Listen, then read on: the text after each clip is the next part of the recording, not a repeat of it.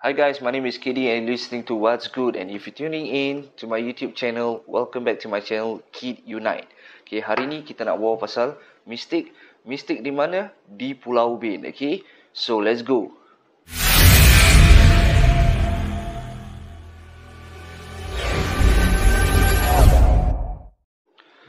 Okay guys, so cerita ni berlaku pada lebih kurang dalam 10 tahun yang lalu. Okay, pada waktu tu aku sedang sekolah di IT Ang Mo Kio yang lama guys. Okay, diorang panggil tu sekolah burung. Okay, so waktu tu one of us ada plan nak pergi camping dekat Pulau Ubin. Okay, so kita punya plan was to go cycling and camping lah, to stay overnight there. Okay, so waktu tu dipanggil Ton lah. Okay, so guys, initially kita plan was to go, aku rasa dalam 10-11 orang. Okay, so bermaksud semua budak lelaki Melayu.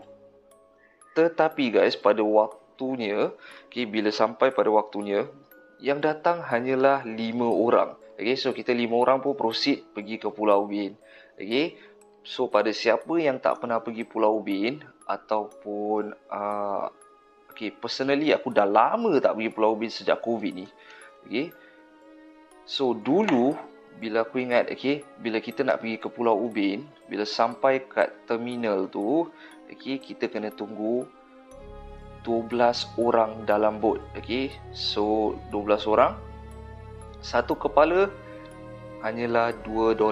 That is the boat fee lah. Okay, so nak kena tunggu genap 12 orang baru bot tu akan gerak. Okay, so kadang-kadang nasib korang kalau pergi pada hari-hari yang tak ramai orang nak pergi, tunggu lah, lagi lama lah. Okay, so sampai saja dekat tempat Pulau Ubin tu, okay, kita pun dah siapkan barang-barang perkakas lah. Okay, so aku dengan semangatnya dah beli fossil fuel, okay, untuk masak Maggi. Dah bawa Mestin, dah bawa Maggi, kita dah beli sardin. Okay, so sampai pada tempatnya, kita pun proceed pergi the nearest, tak salah aku, is the nearest and the most popular one is the Nodin Beach. Okay, so Nodin Beach ni adalah tempat yang paling popular lah untuk camping kat sana.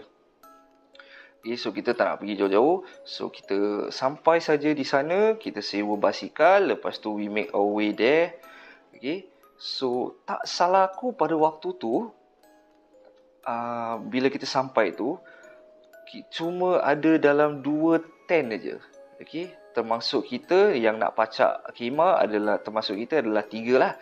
Okay, so jarak antara satu khemah ke satu khemah agak jauh tau guys. So roughly aku boleh cakap dalam 100 meter jauh. Okay, tak jauh sangat lah, pasal tempat Nodin Beach tu tak besar sangat pada siapa yang pernah pergi. Okay, kalau korang tak pernah pergi, korang boleh google macam mana besar tu Nodin Beach. Jadi kita pacak khemah tu paling dekat dengan entrance. Okay, ataupun paling dekat dengan toilet lah. So bila kita sampai tu, okay, aku merasa sangat hampa lah, pasal initial plan was to go ramai-ramai, tapi yang turn up cuma 5 orang. Okay, so bila kita dah pacak khemah semua, aktiviti kita tergendala pasal kita pun tak tahu apa nak buat. Okay, so kita cuma duduk je melipat. Aku pun duduk dalam khemah tu. Bila tengah duduk, aku rasa penat, aku baring. Bila aku baring, okay, aku dah tak sadar, aku dah tertidur. Okay, so cerita ni bermula bila saat tiba guys, kawan aku ni bernama Hide.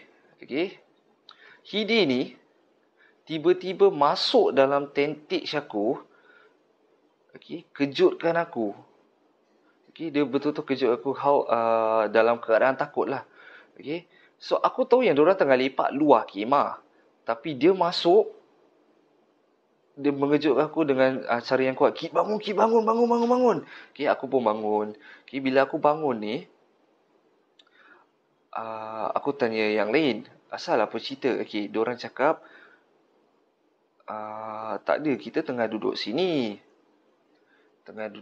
Kira betul-betul exactly kat luar khemah tu lah. Tengah duduk 4 orang.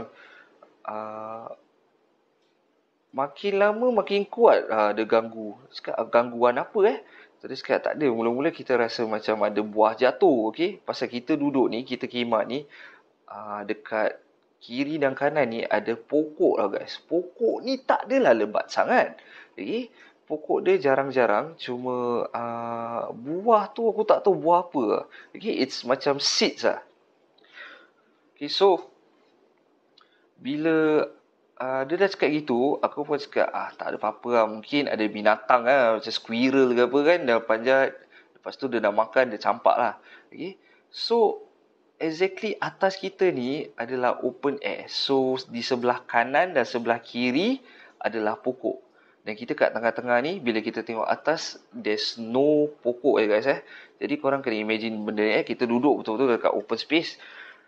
So, guys, tak lama bila dia bilang aku pasal gangguan tu, okay, tiba-tiba terasa ada benda jatuh lah. Pasal kita duduk di kat atas canvas, okay, canvas plastik. Jadi dia jatuh, dia bunyi lah. Dia berbunyi macam sesuatu jatuh kat atas canvas.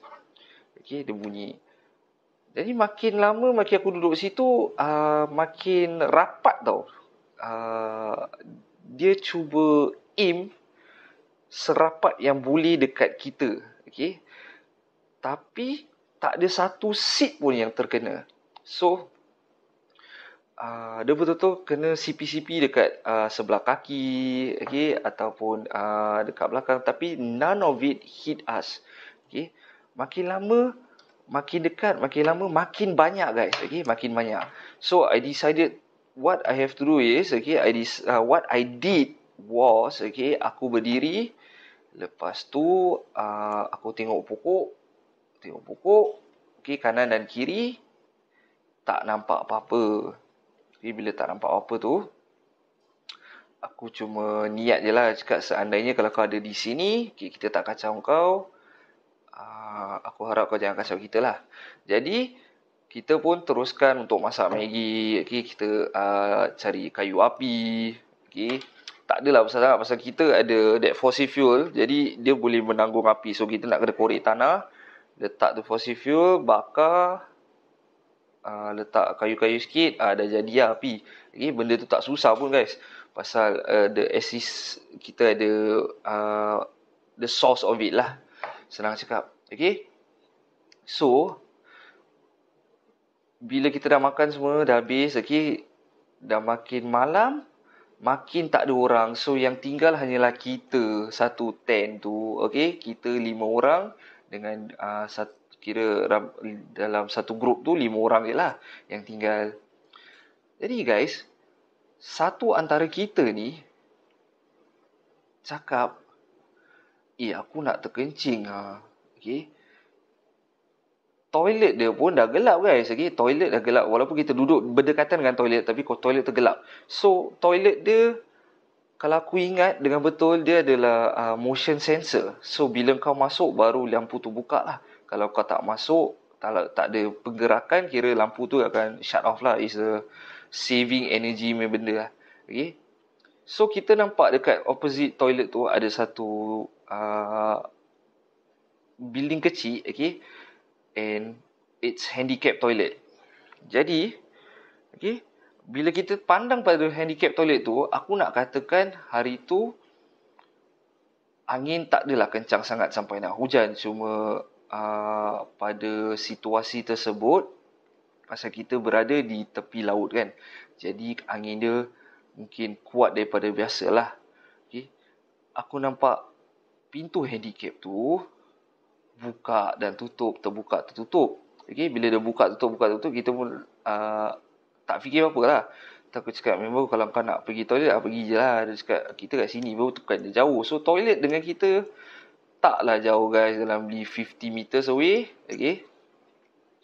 So, tiba-tiba bila dia diri, guys, pintu handicap toilet tu, dia terhempas dengan sendirinya. Okay, dia terhempas, membuatkan kawan aku ni terkejut, terduduk. Lepas tu dia cakap, jom lah teman aku. Okay, bila Aku pun tengok dia kesian. Lagipun aku pun rasa nak terkencing juga. So, aku bawa dia. Pergilah kencing. So, sampai kat situ, kita try masuk toilet biasa. Tapi lampu tak buka, guys. Okay, lampu dia tak buka. Jadi, kita pergi handicap toilet. Handicap toilet tu ada switch. Bila kita tekan switch tu, dia buka. Okay, yang membuatkan benda ni mistik adalah apabila kita cuba nak buka pintu handicap toilet tu, pintu tu actually berat, guys. Okay, you need a force. Okay, kau perlukan tenaga yang banyak untuk buka dan tutup. Okay, jadi pintu tu adalah pintu tarik tau. Jadi tarik keluar baru kau masuk. Okay, bila kita tarik keluar tu, pintu tu berat, guys. Okay, jadi persoalan dia adalah macam mana pintu tu boleh melayang-layang, ibaratkan pintu tu macam pintu kayu, padahal pintu tu pintu besi tau, guys. Okay, jadi dia melayang-layang, dia buka tutup. Okay, itu dah jadi satu persoalan. Tetapi pasal kita ramai kat situ 5 orang, kita tak rasa takut. Dan aku pun cakap, kita jangan fikir apa-apa lah. Okay, kita buat hal kita, do whatever business you need to do inside. Then after that, kita jalan je lah. So, bila benda tu semua habis, okay, so salah satu dah pergi toilet, kita duduk. Okay, initial plan was to lepak sampai pagi tau, guys. Okay, bila kita tengah duduk tu, tiba-tiba terdengar suara anjing tengah menyalak. Okay, mula-mula kita nampak, kita dengar satu anjing. Okay, bila satu anjing tu menyalak, kita cakap tak ada apa-apa lah. Tapi satu kawan aku yang kejut aku ni, okay, kalau korang ingat, yang kejut aku, yang Hide ni, dia freak out. Okay, terkejut. Okay, aku rasa dia ni lemah semangat lah. So, dia freak out. Lepas tu kita cakap, relax lah, apa kau takut? Anjing je pun. Anjing tu pun lalu tau. Kita nampak satu anjing je. Lalu, betul-betul kat sebelah kita. Bila dia lalu tu, dia masuk ke arah, aku nak cakap hutan, bukan hutan tau, guys. So, the other side where there's no trail untuk berjalan. Okay, kalau korang tahu Pulau Ubin ni, bila dia nak masuk dekat tempat-tempat, kau boleh nampak trail untuk jalan lah. So, daripada rumput dia jadi macam tanah je. Tapi tempat yang dia menuju tu dah tak ada tanah, dia cuma rumput yang tinggi-tinggi. So, dia masuk kat situ, kita pun buat bodoh. Okay, genap lagi 5-10 minit kemudian, terdengar suara anjing menyalak lagi. Tapi, guys, lepas dia menyalak, okay, aku rasa dah macam satu kampung punya anjing pun menyalak. Okay, so it becoming more and more anjing. Dah menyalak, dah ramai sangat tau. Okay, aku dah sampai, kita pun dah sampai freak out lah. Okay, pasal kita 5 orang kat situ, Nordin Beach. Kalau korang tahu, Pulau Ubin ni dah lah susah nak dapat reception. Okay, seandainya kalau terjadi apa-apa dekat pertengahan Nordin Beach tu, okay, there's no way kita boleh keluar dengan secepat mungkin. Kita have to cycle. Okay, first of all, kita nak kena pack barang lah. And then we have to cycle all the way to the main entrance. Okay, the main entrance, aku rasa will take us about 15 to 20 minutes of cycling. Okay, and there's no way yang kita akan, kalau kita apa-apa jadilah, cakap kita kena rompak ke apa, okay, polis pun tak boleh turn up as fast as they can lah. Okay, so bila kita dengar tu benda daripada, okay, tentage tu, kita ada 2 tentage. Jadi satu tentage untuk 2 orang, satu tentage untuk 3 orang. Okay, jadi bila kita dah dengar ramai-ramai ni, Hide ni dah rasa takut, dia dah melompat masuk ke tentage yang 2 orang. Jadi pada aku pun paling dekat dengan tentage yang untuk 2 orang. Aku pun masuk sana. Sekejap lagi aku nampak lagi seorang pun masuk. Jadi bila seorang pun masuk, kita semua dah freak out. Aku dengar semua dah masuk tentage, kita dah zip. Okay, bila kita dah zip, okay, kita pun tanya dia, asal kau lari? Dia cakap, tak tahu, aku rasa takut, aku lari lah masuk dalam. Jadi bila dia masuk dalam tu, okay, guys, dia tengah buka-buka benda.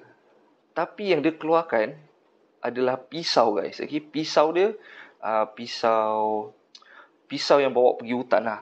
Jadi aku tanya dia, kau nak buat apa dengan pisau ni? Dia cakap, aku nak tidur lah dengan pisau ni. Okay. Dia cakap, kalau apa-apa aku boleh rodok je. Okay. And guys, macam mana dia nak tidur is macam gini. Okay. Imagine this is pisau. Dia nak tidur macam gini. Kau imagine kalau apa-apa jadi, okay, kalau dia salah pusing ke aku salah pusing, tak terodok antara satu sama lain. Okay, aku cakap dengan jangan beripik, kau pergi tutup. Kau pergi pisau, kau pergi letak tepi. Okay, kalau apa-apa jadi, kita tiga-tiga cover kena.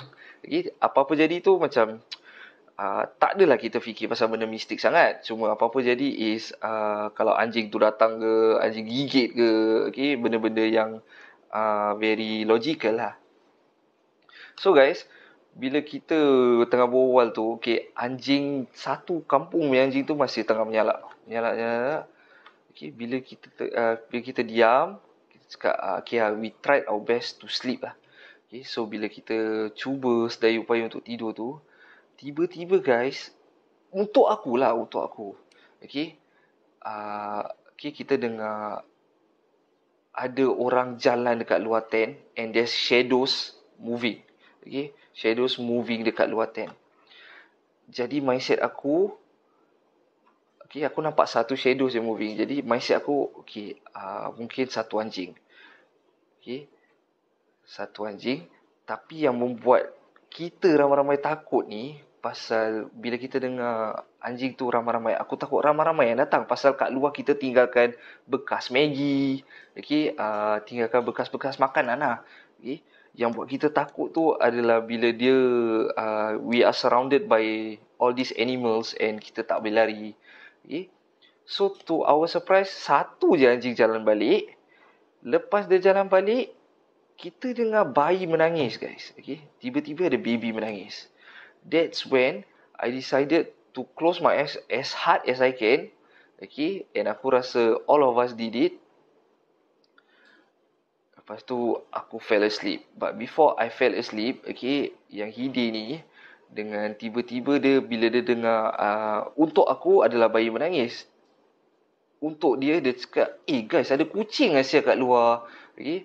Kita pun suruh dia diam, kita pukul dia, suruh dia diam. Lepas tu kita cakap dia, kau jangan beripik, jangan tegur, okay, kau pergi tidur je.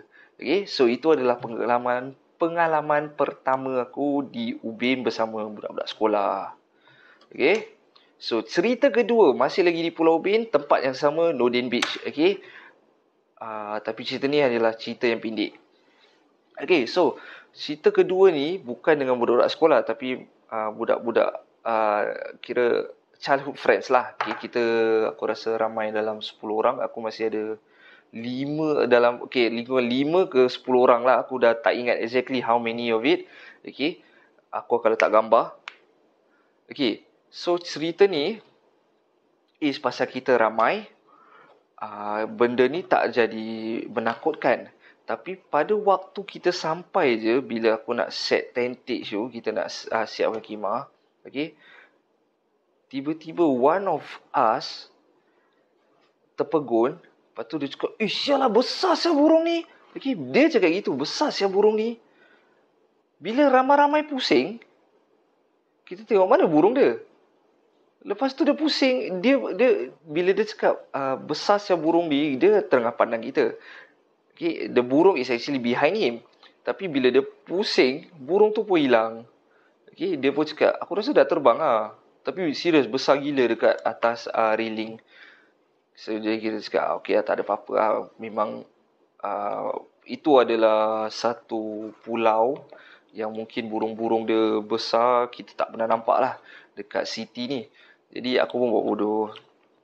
So bila buat bodoh, itu terjadi bila kita baru sampai. So kita sampai aku rasa dalam lingkungan 3 petang hingga 5 petang. Okay, 3 to 5 PM lah. Okay, so bila kita macam biasa juga aktiviti kita hanyalah melepak, masak Maggi, okay, all the perkakas ada gini.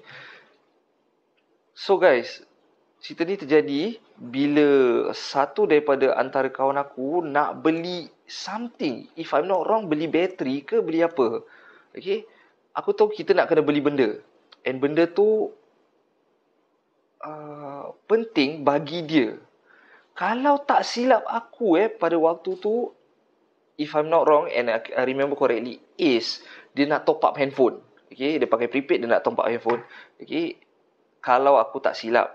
So, guys, Nordin Beach ni pergi ke the nearest kedai is kau nak kena balik pergi kat jetty mana kau arrive ataupun kau nak naik balik lah. Kau nak naik, kau nak balik Singapore untuk naik that boat.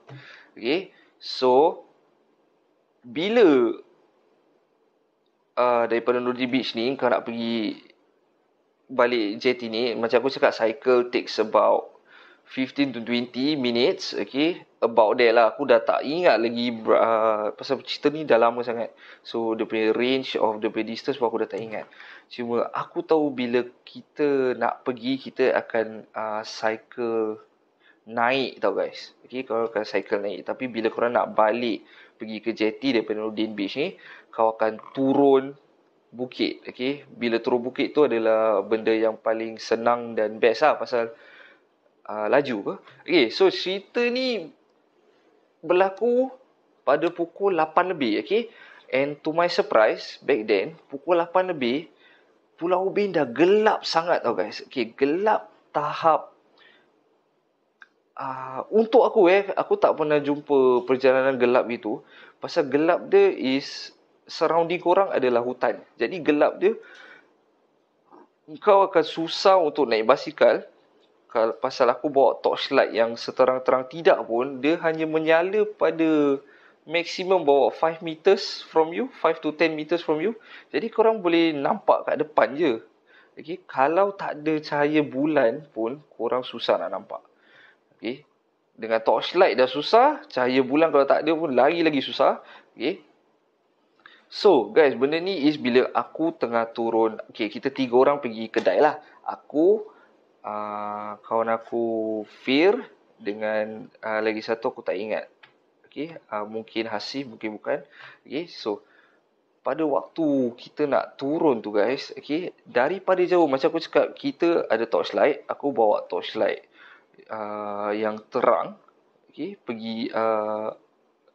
aku bawa torchlight yang terang. Jadi bila aku suluh depan. Suluh depan ni untuk suluh jalan guys. Okay, suluh jalan. Jadi seandainya kalau depan ni tiba-tiba berumput, maksudnya ini bukan jalan yang betul lah. Okay, aku nak kena cari jalan yang ada tar ataupun jalan yang ada tanah. Okay, so bila aku pandang depan, aku pandang lagi jauh. Okay, pasal cahaya bulan tu, okay, membuatkan aku nampak dekat tepi. Bila kita menuju tu, dekat tepi sebelah kanan aku ni, aku paling kanan tau. So dekat depan aku ni, aku nampak macam tong sampah tau guys. Okay, so tong sampah hijau yang korang tahu, yang macam pak-pak punya tong sampah hijau. So bila aku aku dah confident gila, okay, dalam aku rasa pasal cahaya bulan tu dalam mungkin 50-80 meter jauh tu aku dah nampak dia tong sampah. Jadi aku cakap member aku, guys, tong sampah. Okay, baik-baik cakap, kau jangan impede kat aku sangat, mesti aku langgar ni. Jadi dia cakap okay. Jadi kita tengah turun bukit dengan laju. Bila turun tu guys, okay, membuatkan aku rasa sangat terkejut dan takut. Bila aku lalu itu tong sampah, sebenarnya dia bukan tong sampah guys. Okay, walaupun gelap, aku tak nampak apa-apa tau guys. Okay, aku cuma nampak, aku tengah concentrate jalan depan dengan jalan road tu je. Aku tengah concentrate road tu. Okay, kenapa aku tahu yang dia bukan tong sampah is bila kita lalu lepas tu tong sampah, okay, tiba guys ada rambut guys. Okay, rambut dia macam, kau tahu bila kau bawa laju, kau pas orang, rambut orang tu macam terbang.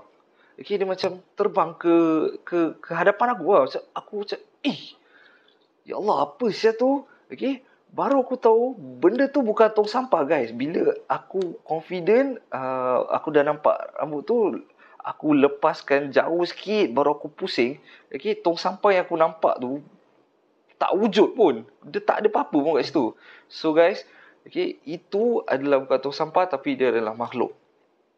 Okay, makhluk apa aku tak tahu. Okay, so guys, sampai di sini saja cerita mistik kali ini. Okay, aku harap korang like, share, komen. Okay, kalau korang ada cerita-cerita yang korang nak kongsi, yang korang nak aku storytell cerita korang, okay, boleh DM aku dekat Instagram. Okay, so that's all for today. Okay, stay tuned for another video from me. Thank you so much and Happy New Year, guys.